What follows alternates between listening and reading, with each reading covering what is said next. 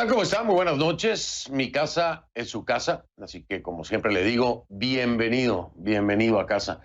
Esta es la novena edición de este programa especial, de este foro de CNN en español, en donde hablamos exclusivamente del impacto del COVID en las Américas, global. Y es precisamente por eso que utilizamos el hashtag COVID-19 Global 9. Le repito el hashtag, la etiqueta, numeral COVID-19 Global 9. Tendremos información desde diferentes puntos de vista, desde diferentes perspectivas. Estamos hablando de la perspectiva médica, de la perspectiva económica y la perspectiva de la salud mental. Como siempre lo hacemos todos los jueves, una vez más, aquí estamos. Así es, aquí estamos para llevarle la información concreta, los hechos y evitar los rumores y las mentiras. Así que acompáñenme, por favor, con sus dudas. Aproveche este espacio. Estará el doctor Huerta conmigo, la doctora Zaret y también mi compañera Gabriela Frías para abordar cada uno de estos ángulos.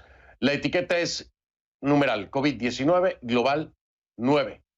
Sus dudas, sus preguntas, sus comentarios con esta etiqueta a mi cuenta en Twitter, @soyfdelrincón, @soyfdelrincón, COVID-19 Global 9, la etiqueta.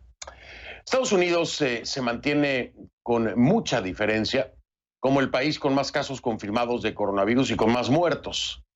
Se registran más de 1.700.000 contagios y al menos 101.400 muertes.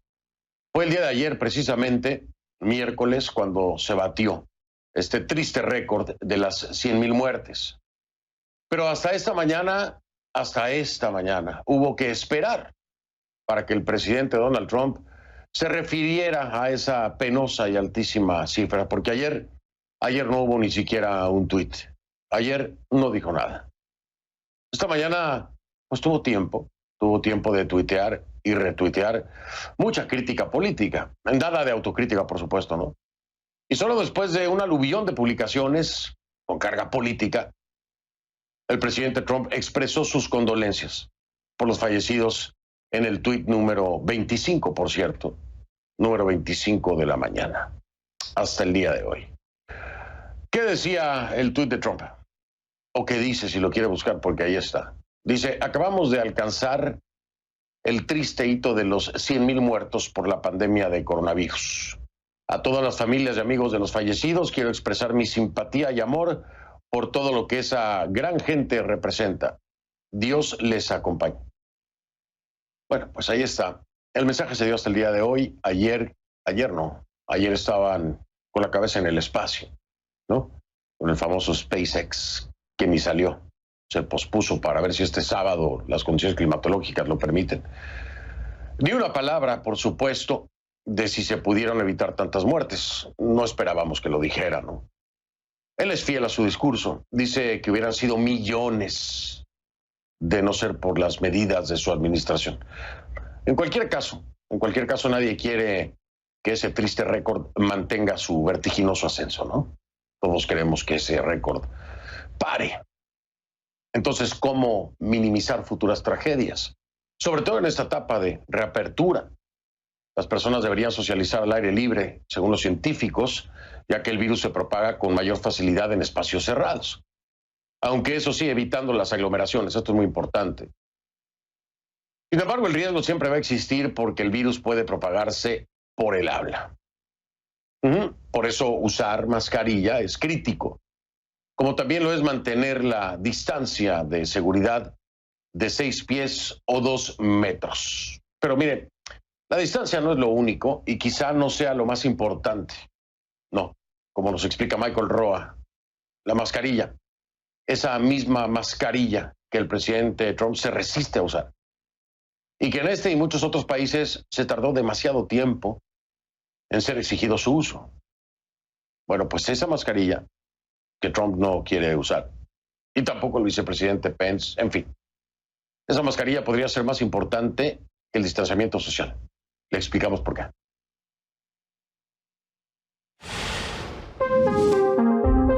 con el argumento de que las partículas de aerosol emitidas por una persona al toser o estornudar pueden permanecer en el aire en espacios interiores durante horas, acumularse y seguir los flujos de aire a largas distancias. 3 expertos sugieren que el distanciamiento de 2 metros recomendado por la Organización Mundial de la Salud para prevenir el contagio de COVID-19 podría no ser suficiente. En un artículo publicado en el portal de la revista Science, el médico Robert Scully y la investigadora Kimberly Potter de la Universidad de California, junto con la profesora Xia Wang de la Universidad Nacional Sun Ta-Sen en Taiwán, agregan que las partículas de saliva en el aire pueden ser fácilmente inhaladas y contaminar los pulmones. Por eso sugieren que el uso de la mascarilla debe ser aún más esencial. Estos 3 especialistas en química y enfermedades infecciosas destacaron igualmente que en lugares donde el uso de la mascarilla es común, como Hong Kong y Taiwán, el coronavirus ha sido controlado. En Estados Unidos, el doctor Anthony Fauci, un miembro clave del grupo de trabajo sobre coronavirus de la Casa Blanca, exhortó esta semana a la ciudadanía a usar mascarillas en público. Sin embargo, pese a las recomendaciones de la comunidad científica sobre el uso de este método de protección contra el coronavirus, hay quienes optan por no llevarlo.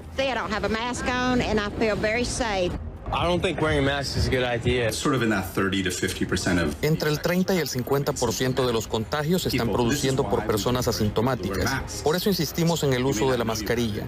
Usted puede tener el COVID-19 y sin saberlo puede estar esparciéndolo. Michael Roa, CNN, Atlanta. Gracias, Michael Roa. Un cambio en el comportamiento de las personas en este momento puede ser más crucial, más importante que una vacuna a la hora de combatir el virus. Se hace muy necesario tomar conciencia y tener sentido común, sobre todo porque estamos viendo tendencias opuestas, contrarias, en distintas partes del país. Si bien en la mayoría de los casos nuevos, valga la redundancia, se han reducido o se mantienen estables, hay 16 estados que registran un repunte de contagios, sobre todo en el sureste de los Estados Unidos.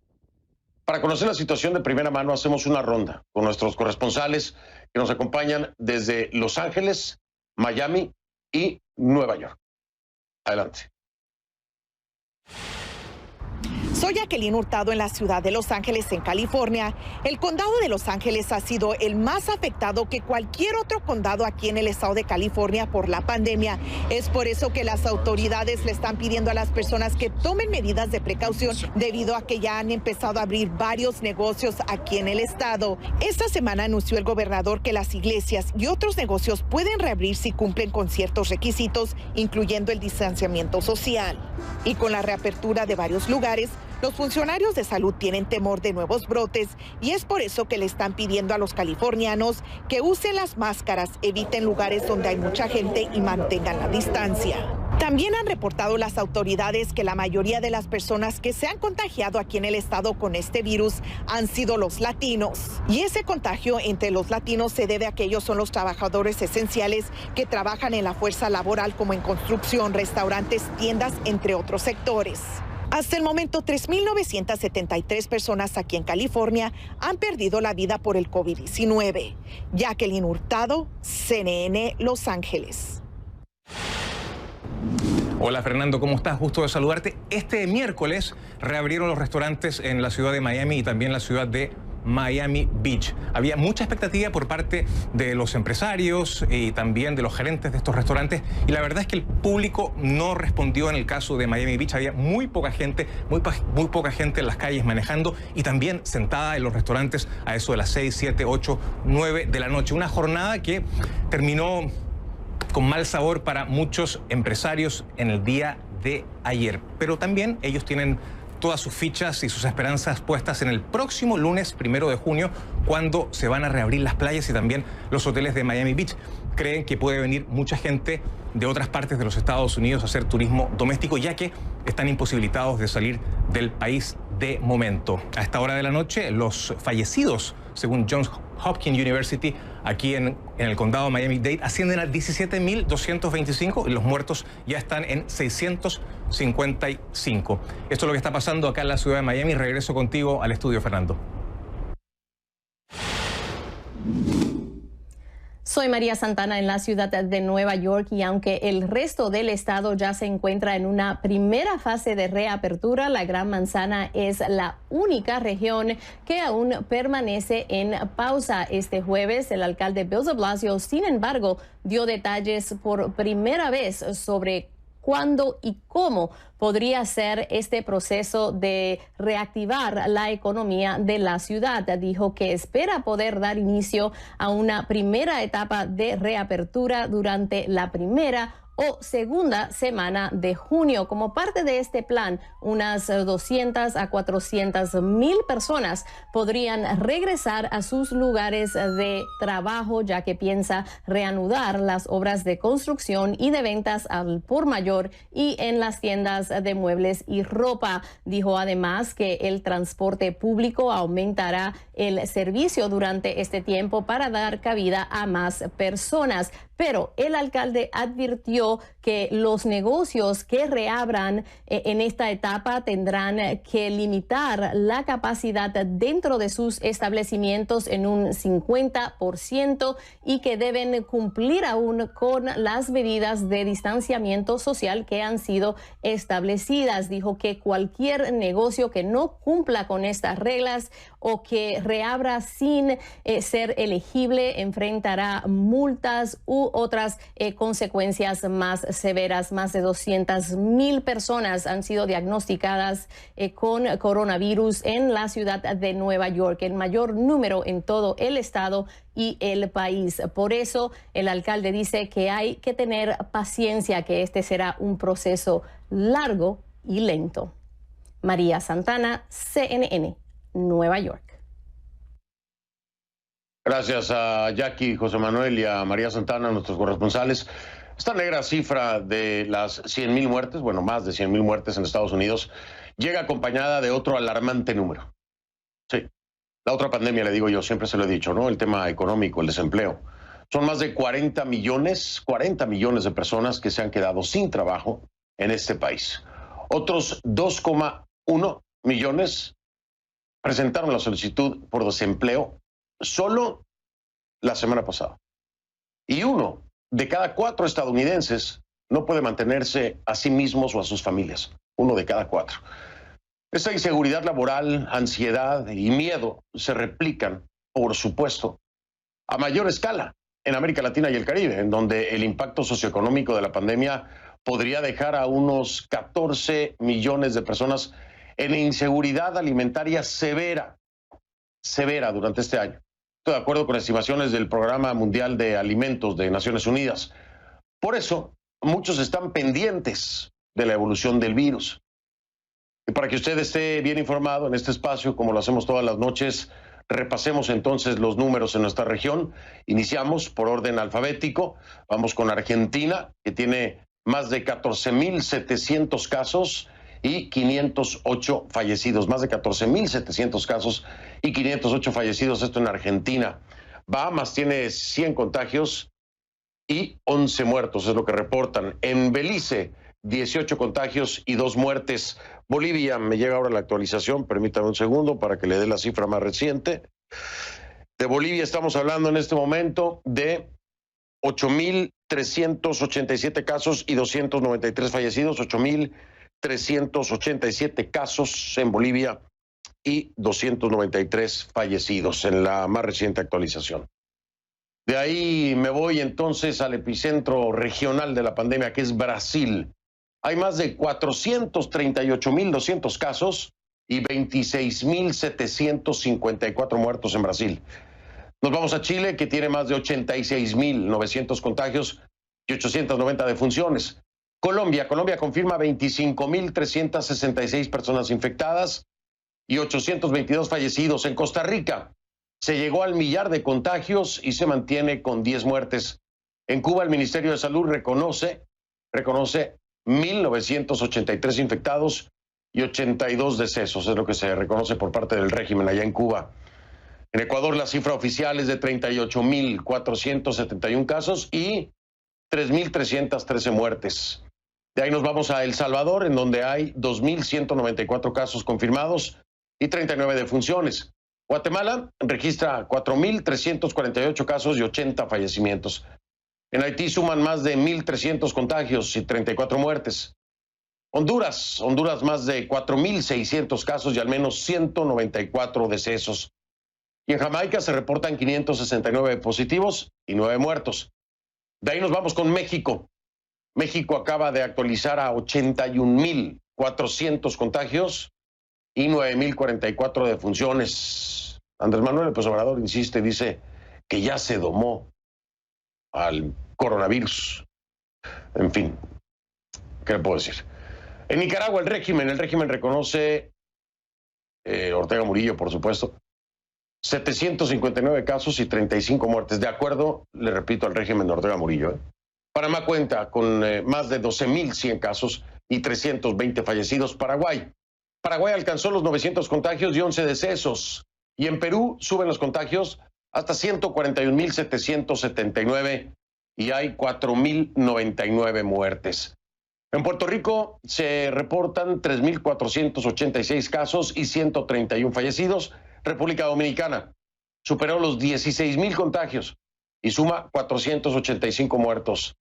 Uruguay acumula 811 casos y 22 fallecimientos.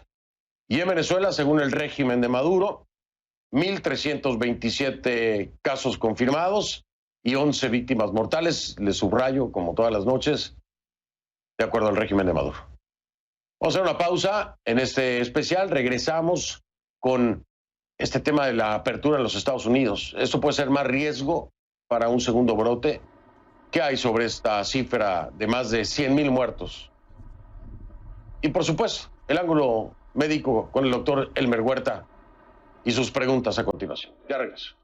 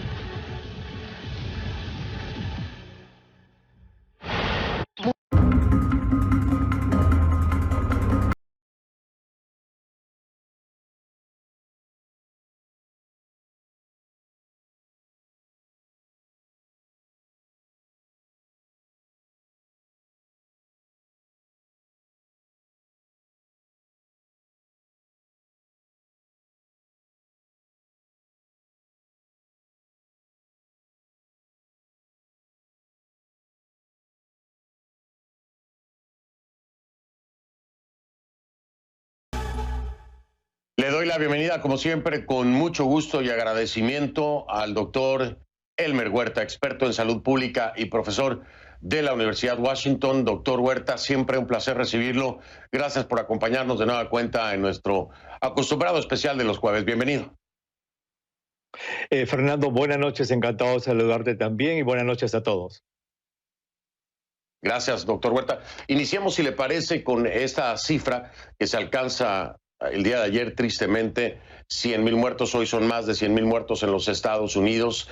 Pero habría que también poner en contexto las proyecciones que se tenían y lo que estamos reportando en cuanto a número de muertos. Doctor Huerta, ¿cómo tomarlo? ¿Cómo tomarlo en términos numéricos? Por supuesto, la pérdida de vidas humanas y es una tragedia y una cifra aterradora, pero ¿podría ser peor, doctor Elmer Huerta? ¿Qué me dice? Pues sí, mira, las cifras siempre hay que tomarlas con mucha calma, obviamente, y hay que tratar de ponerlas en contexto. Fernando, como has dicho, cada vida humana es una vida preciosa que se pierde y 100.000 obviamente es un número muy grande. Pero hay que poner también en perspectiva que Estados Unidos tiene 330 millones de habitantes. Entonces, por eso es de que a veces es conveniente tratar de corregir, como se dice desde el punto de vista estadístico, los números a millón de habitantes. Por ejemplo, Estados Unidos con estos 100.000 ha alcanzado que por cada millón de habitantes que tiene, tiene 312 muertos. Y solamente para compararlo, por ejemplo, España tiene 580 por millón, por decirte, Inglaterra tiene 558 por millón. Entonces, si bien es cierto que es alto, y para compararlo quizá con algún país de América Latina, Brasil tiene 126 por millón, es decir, Estados Unidos tiene 3 veces más. ¿Pudo haber sido peor? Pudo haber sido peor. Pudo haber sido mayor el número, también pudo haber sido mayor, pudo haber sido lo que tenemos es lo que en este momento es consecuencia de lo que se hizo y lo que no se hizo. Y esto es algo que estamos aprendiendo, Fernando, de esta pandemia. No existe libreto. Cada país tiene su propia historia. De aquí a algunos años, cuando se escriba la historia de esta pandemia del 2020, Fernando, cada país va a tener su libro, su tomo en la historia.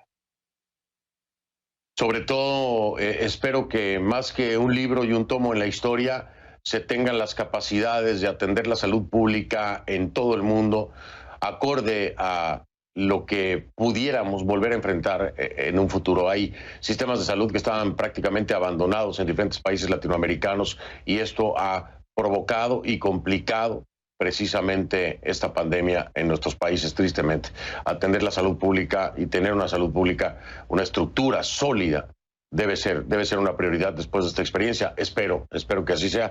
Pero hablando precisamente de lo que se puede o no aprender, doctor Huerta, ¿qué podemos saber hoy de las vacunas? Fauci, el doctor Fauci aquí en los Estados Unidos, este epidemiólogo que se ha vuelto la cara en Estados Unidos prácticamente del tema del COVID por parte de la Casa Blanca, decía que se sentía muy confiado de que pudiera existir una vacuna para finales de este año. ¿Qué piensa usted de doctor Huerta? ¿Demasiado optimismo o es posible? ¿Cómo están las cosas con la vacuna? Yo creo que es posible que tengamos una vacuna ya sea para fin de este año o comienzos del próximo año, Fernando. En el momento, 11 días después que se descubrió esta enfermedad, el día 11 de enero, los científicos chinos pusieron el genoma de este virus en el Internet, Fernando, para que todo científico interesado pudiera entrar y analizar ese genoma. Eso hizo que más de 170 compañías, es como que se le bajaran la bandera en una carrera de caballos y cada uno ha empezado a correr. Y ya hay varios caballitos, entre comillas, con todo respeto, que están en la punta.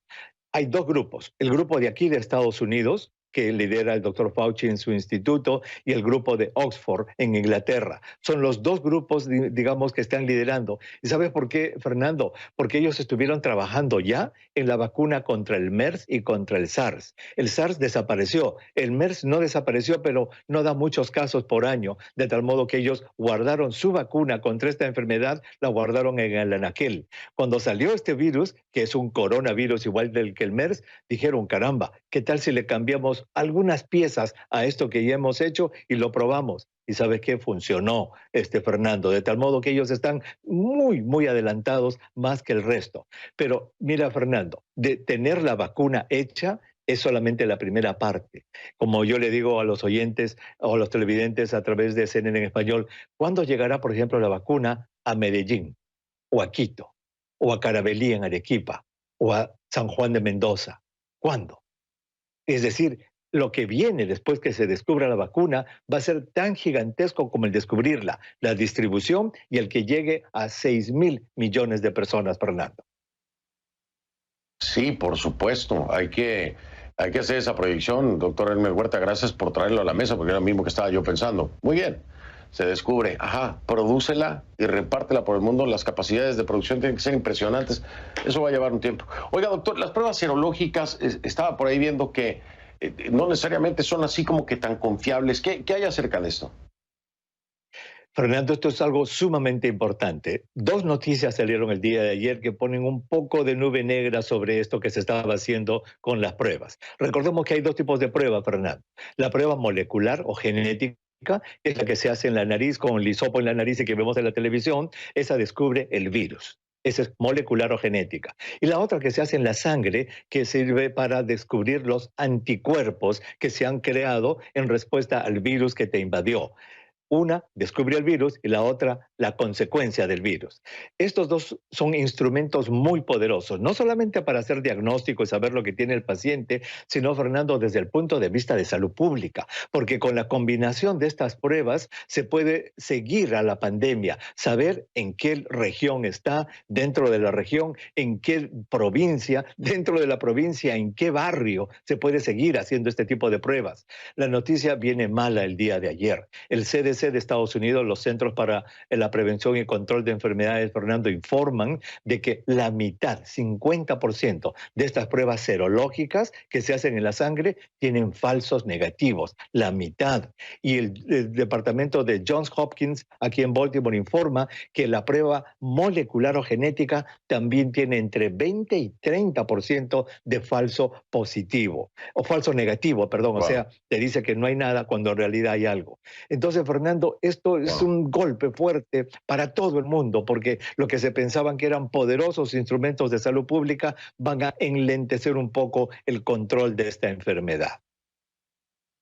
Wow, bueno, una positiva y una negativa, ¿no? El tema de la vacuna, aunque va a tardar obviamente el proceso, pero hay expectativa y hay optimismo, y esta que, bueno, pues habrá que hacer los ajustes necesarios en términos científicos. Doctor Huerta, usted sabe que me encanta quedarme con usted hablando horas y horas si se pudiera de esto, pero me tengo que ir porque me falta todavía hablar con Gaby y con la doctora Zaret, así que lo aproveché lo más que pude, como siempre. Mil gracias, doctor Huerta. Encantado, Fernando, a la orden. Buenas noches a todos. Hasta la próxima, Fernando. Gracias.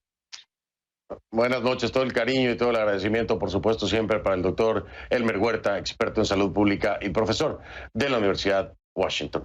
Hago una pausa, en regreso, y precisamente vamos a estar hablando del tema económico. Vamos a hablar con Gabriela Frías, las cifras de desempleo, 40 millones de desempleados en Estados Unidos, otros 2.1 millones de personas que acudieron precisamente a la aplicación de desempleo, por supuesto, la semana pasada. Vamos a regresar con ella. F del Rincón en Instagram. Ahí nos vemos. Ya vengo.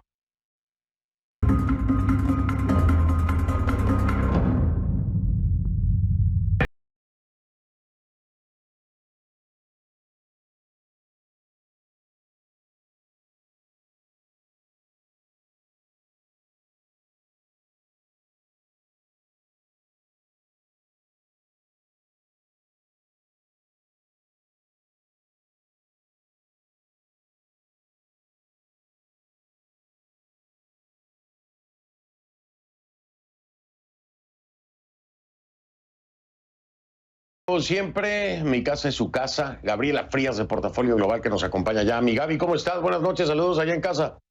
Igualmente, Fernando, muy buen jueves para ti. Y bueno, pues hablamos de empleo si quieres.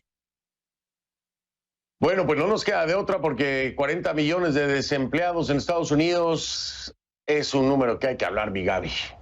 Totalmente. Es más, Fernando, de una vez, en una semana vamos a estar hablando de la tasa de desempleo de este mes que está por terminar. Y acuérdate que estamos en cerca de 15%. Para el mes de mayo el retrato promete ser de 20% la tasa de desempleo. Claro que el dato que se ha manejado durante todo el día, y yo te estoy trayendo el dato que esperamos en una semana, que es el más fresco, pues es ese, el más de 40 millones de personas que, pues desde que comenzó la pandemia, en 10 semanas han pedido ese pago de subsidio por desempleo. Y esto es importante porque lo que sí hay que decir es que el dato de la semana pasada sigue mostrando una tendencia a la baja. Es decir, que acumulamos 8 semanas bajando ese dato. Veníamos desde el más alto, que era poco más de 6 millones de personas, esto por marzo, al cierre de marzo, y ahora ya estamos hablando de otra nueva baja.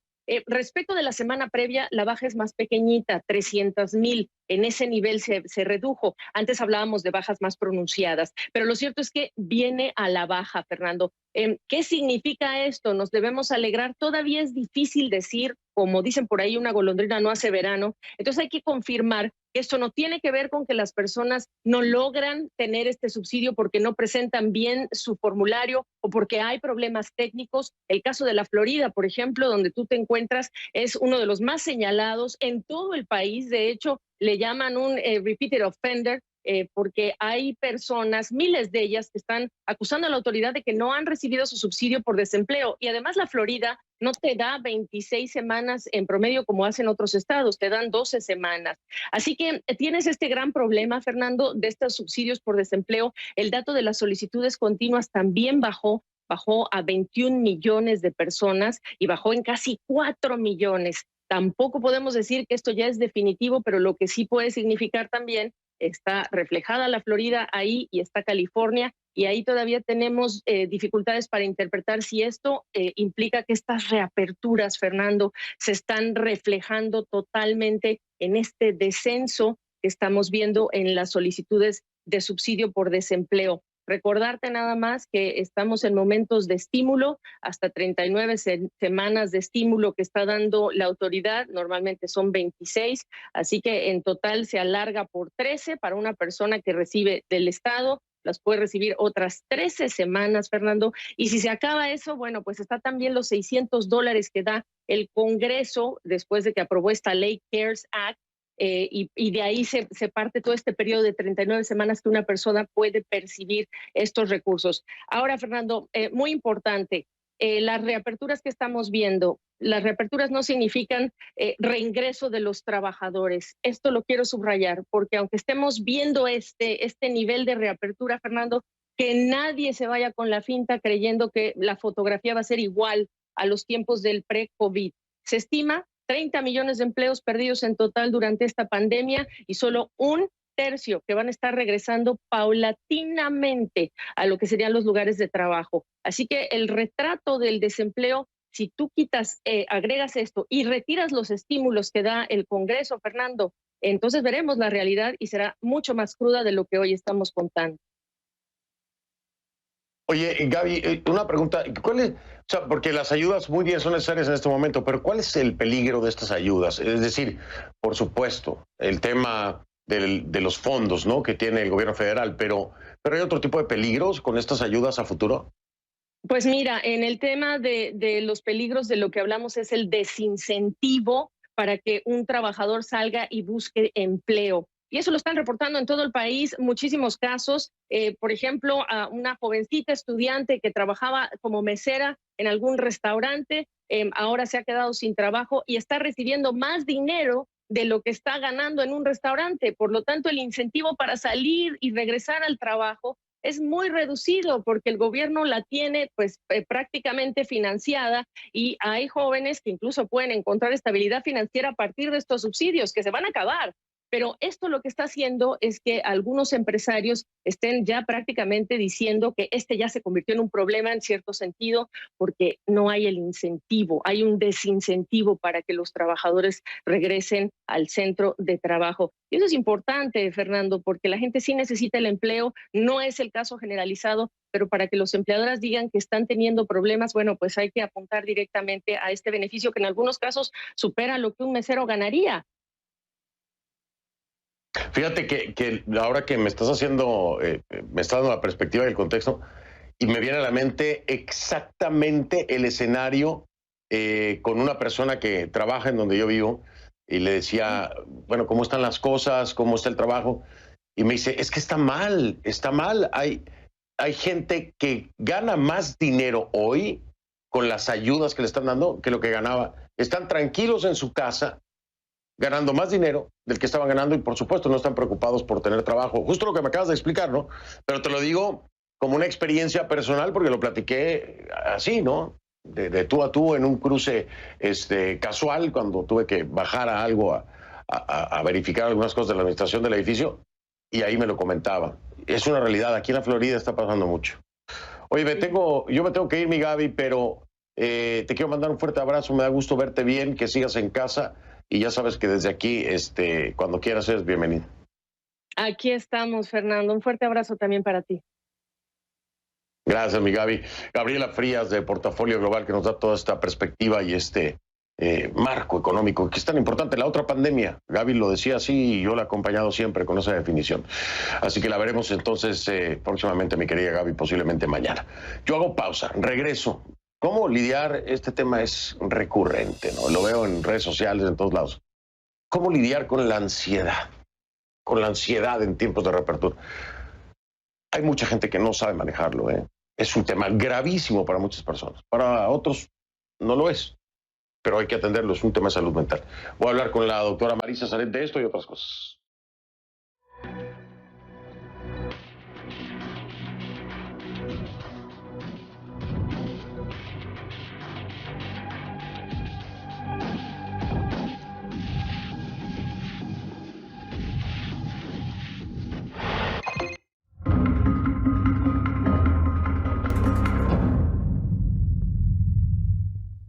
Le doy ahora la bienvenida con mucho gusto, por supuesto, a la doctora Marisa Saret, es la jefa del Departamento de Psicología del Nicholas Children's Hospital de Miami. ¿Cómo está, mi estimada Marisa? Buenas noches. Buenas noches, Fernando. Buenas noches para todos. Gracias. Marisa, estaba escuchando, leyendo, y digo escuchando porque hay muchas personas que lo están reportando así a través de redes sociales, en videos o en audios, de la ansiedad que les provoca. Antes era el no poder salir, ¿no? Y ahora viene también la ansiedad del salir y enfrentarse a esta nueva realidad y el temor de ser contagiado. Y todo esto se concentra en niveles de ansiedad para algunas personas demasiado altos. ¿Cómo manejar estos niveles de ansiedad? ¿Cómo resolverlos? Ahora que muchos están enfrentando a lo que más miedo tenían, ¿no? Que puedan ser contagiados ahí en la calle. Sí, tienes razón y efectivamente da la casualidad que, por ejemplo, la Asociación Norteamericana de Psicología mide los niveles de estrés cada año desde el 2007. Y lo que he encontrado ahora, Fernando, que es interesante, no sorprendente, es que tenemos unos niveles extremadamente altos de ansiedad, de estrés, muy comparados a los que sentimos durante la crisis del 2008. Indudablemente, como tú decías al principio del programa que te escuché, es que tenemos varias pandemias que están ocurriendo. Una es la pandemia del virus, otra es la pandemia económica, la otra es la pandemia emocional. Y entre todas ellas se entrelazan. ¿Cómo salir al mundo? Y está pasando algo que es muy interesante y es que muchas personas piensan que los estados se están abriendo, los gobernadores, los jefes de estado están diciendo ya vamos a empezar a abrir los negocios, las tiendas, y es como si el virus se haya ido. Y muchas de ellas tienen esa ansiedad y muchas de esas personas también dicen, bueno, vamos a salir porque ya han abierto todo.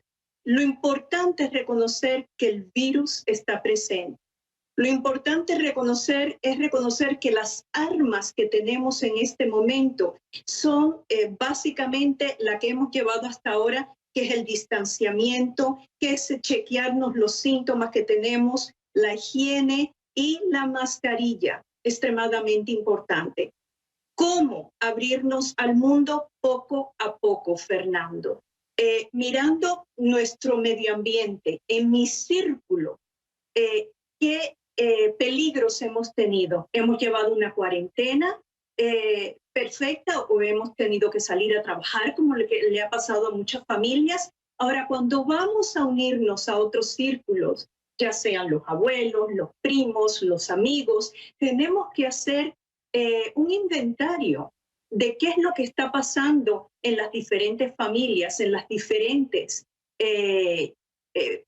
los diferentes círculos, focos que estamos hablando. Así que tenemos que hacer un trabajo papel y lápiz y honestamente mirar. Te voy a dar un ejemplo y esto sé que me va a pasar, ya me ha pasado un par de veces. Yo trabajo en un hospital. Hay muchas personas que no me van a dar la bienvenida a mí, no porque no les caiga bien o porque, sino sencillamente porque yo soy de esas personas de alto riesgo que está saliendo a trabajar a un hospital. Así que papel y lápiz, mirar los riesgos que están corriendo por los vecinos, por los amigos, llevar a cabo la tarea de hacerlo al aire libre, con distanciamiento, con mascarilla, con un corto plazo de tiempo. Vamos a ir, la invitación, Fernando, vamos a ir pasito a pasito. Vamos a ir tanteando y acostumbrándonos al terreno que estamos pisando. ¿Te acuerdas cuando el 9/11, cuando nuestras vidas cambiaron? Cuando teníamos que ir al aeropuerto y quitarnos los zapatos y empezar toda una nueva rutina. Bueno, pues ahora tenemos que empezar una nueva rutina. El problema del ser humano, el problema no, lo lindo del ser humano es que somos sociables. Y el otro componente también es que somos seres de costumbre. Claro. Así que la parte positiva, te voy a dar un ejemplo. Cuando yo voy al hospital todos los días es tomar las temperaturas, responder a las preguntas, lavarnos las manos. O sea, claro, hay que enfocar todo esto con un plan, ser positivo y cuidadoso y escuchar las recomendaciones que se nos dan de los centros de prevención de enfermedades, de las organizaciones internacionales de salud. Me encantó la comparación, es decir, el entendimiento de lo que pasamos después del 9/11 con lo que habrá que pasar. Es muy similar, son diferentes contextos, pero es un proceso muy similar y entender esa realidad que nos ha cambiado. Marisa, me tengo que ir, el tiempo se nos va rapidísimo en el programa, pero agradecerte siempre que nos acompañes y poner en perspectiva estas cosas, hacer ese ejercicio mental es muy importante, estructurar pasito a pasito para que no sea tan fuerte el golpe. Gracias, Marisa Sanet. Encantada. Gracias, muy amable. Voy a marcar pausa, regreso en un momento. Incendios y otros serios incidentes se registran esta noche en la ciudad de Minneapolis. Son las protestas por la muerte de George Floyd. Aquí lo hemos venido reportando. Es el ciudadano negro que perdió la vida cuando era sujetado contra el piso por un policía con su rodilla aplastándole el cuello. El video mostraba a George Floyd suplicando que le dejaran respirar, y algo que enfureció aún más a muchos en esa comunidad es que hoy se supo que ese policía que lo estaba asfixiando tenía 18 quejas. Ese policía y otros 3 agentes fueron despedidos esta semana mientras las autoridades prometen que se hará justicia. Soy Fernando del Rincón, le digo, no está solo, no está solo. Aquí estamos. Lo veo mañana.